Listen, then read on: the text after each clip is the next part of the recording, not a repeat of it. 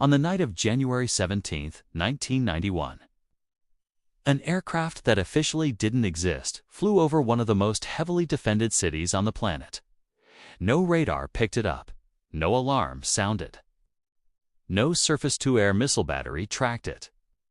Baghdad's air defense network, built over decades, layered, redundant, considered among the most sophisticated outside of the Soviet Union, saw absolutely nothing.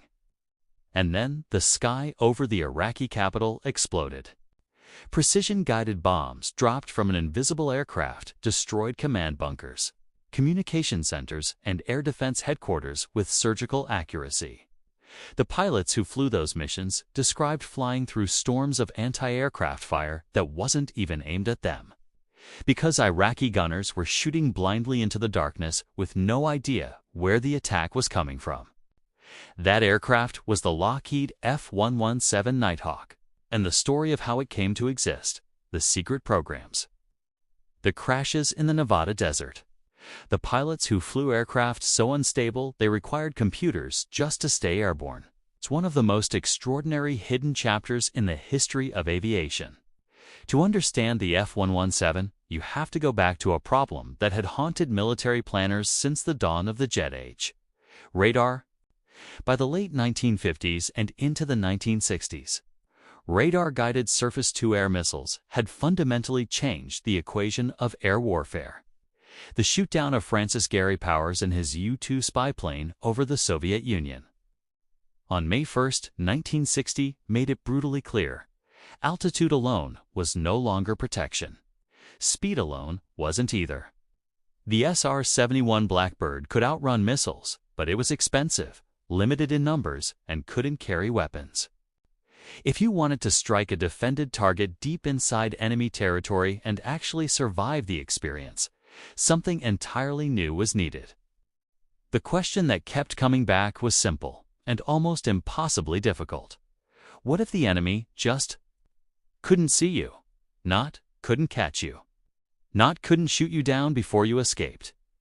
Genuinely, fundamentally couldn't detect your presence at all. What would that change about warfare?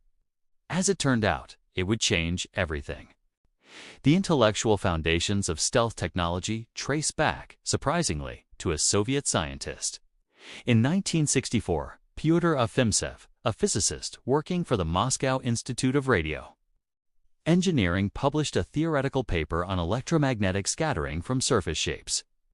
His work was considered so abstract, so purely mathematical, that Soviet authorities declassified it without concern. It sat largely unnoticed in the West for years. Then, in the early 1970s, a Lockheed mathematician named Denny Overholser read an English translation and understood immediately what it meant. If you could calculate the radar cross-section of a surface mathematically, you could design a shape that reflected radar energy away from the source rather than back toward it. You could, in theory, make an aircraft nearly invisible to radar.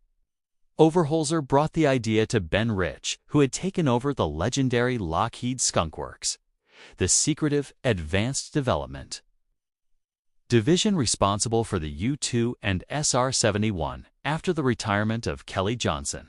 Rich recognized the potential immediately. What followed was a program so classified it didn't officially exist. The Defense Advanced Research Projects Agency funded a competition between Lockheed Skunk Works and Northrop to build a demonstrator aircraft that would validate the stealth concept.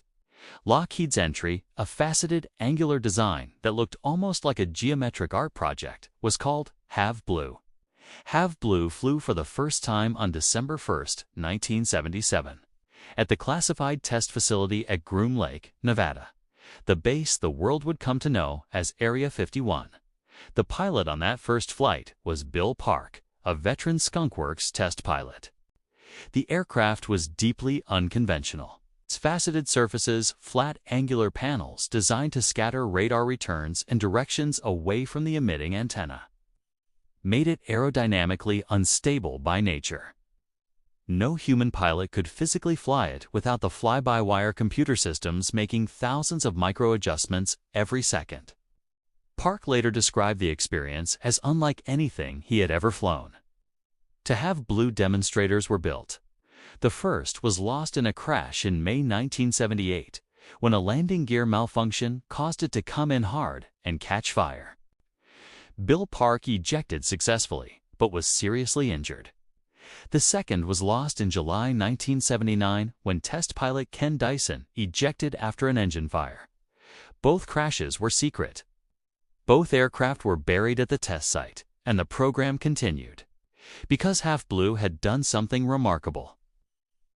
Radar cross-section measurements confirmed that this strange, angular, mathematically derived shape was essentially invisible to conventional radar systems at combat-relevant ranges.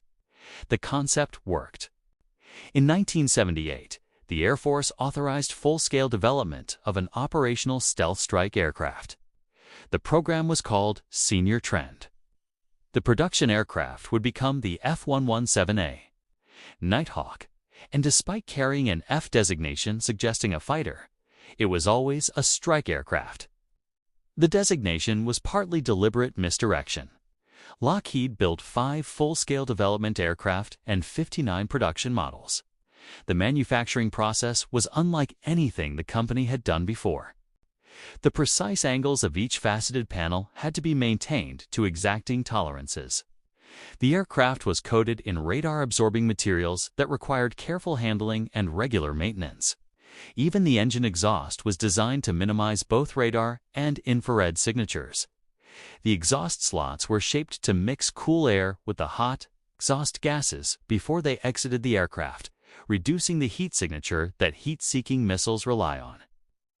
The first operational F-117A was delivered to the 4,450th Tactical Group at Tonopah Test Range Airport in Nevada in 1982. Tonopah was itself a classified installation, remote even by Nevada desert standards. The pilots who flew the F-117 lived a strange double life. They couldn't tell their families what they flew. They operated exclusively at night, every training flight. Every proficiency sortie conducted in darkness to prevent satellite observation. On weekdays, they flew out of Tonopah, returning home to Nellis Air Force Base on weekends via unmarked A-7 Corsair 2 aircraft that served as cover. For years, these men flew one of the most advanced aircraft ever built, and almost no one in the world knew it existed. The first public acknowledgement that a stealth aircraft program existed came in November 1988, when the Air Force released a single grainy photograph and a brief statement. Even then, the full shape, the full capability, and the operational status of the F-117 remained classified. Combat came first, not in the Persian Gulf, but in Panama.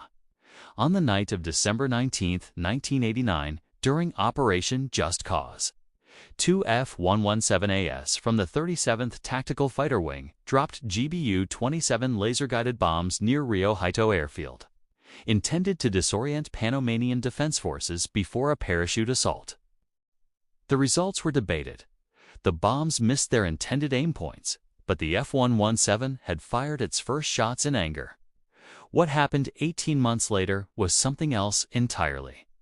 When Saddam Hussein's forces occupied Kuwait in August 1990 and the United States began assembling a coalition to force them out, military planners faced a genuine problem.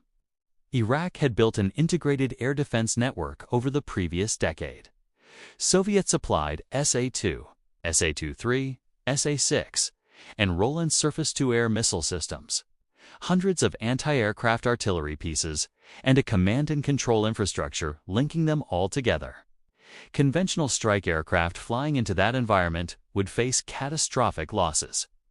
The F-117 was the answer nobody was supposed to know about. On the opening night of Operation Desert Storm, January 17, 1991, F-117As flew approximately 30% of all strikes against Baghdad, despite representing less than 3% of the coalition's total aircraft. They struck the hardest targets, the most defended targets, the targets that had to be destroyed first to blind and paralyze Iraq's ability to fight back. Lieutenant Colonel Greg Feast, flying F-117A, tail number 816. dropped the first bomb of Desert Storm at 2:51 a.m. local time, striking an Iraqi Air Defense Operations Center at Nukabe. Sviest later described the experience of flying through the anti-aircraft barrage over Baghdad, tracers filling the sky in every direction, knowing that none of it was aimed at him specifically, because nobody down there knew he was there. Over 43 nights of air campaign, F-117s flew 1,271 sorties and struck over 1,600 high-value targets. They operated in the highest threat environments every single night, and they did it without a single aircraft lost to enemy fire. Not one. That record stood until March 27, 1999, when an F-117 tail number 820806, piloted by Lieutenant Colonel Dale Zelko, was shot down over Serbia during Operation Allied Force. A Serbian SA-3 battery commanded by Colonel Zoltan Dani had been tracking the F-117's pattern of operations over several nights, had turned his radar on only briefly to avoid detection, and got a missile away before Zelko could react. Zelko ejected and was rescued by a combat search and rescue team hours later. It was the only F-117 ever lost in combat. And even that story, the conversation between Zelko and Dani that happened years later, when the two men met face to face, is one of the most remarkable footnotes in modern military aviation. If you enjoy real, untold stories from the history of aviation and warfare like this, make sure you're subscribed, because there are so many more chapters in this story that most people have never heard. Sonnet 4. 6.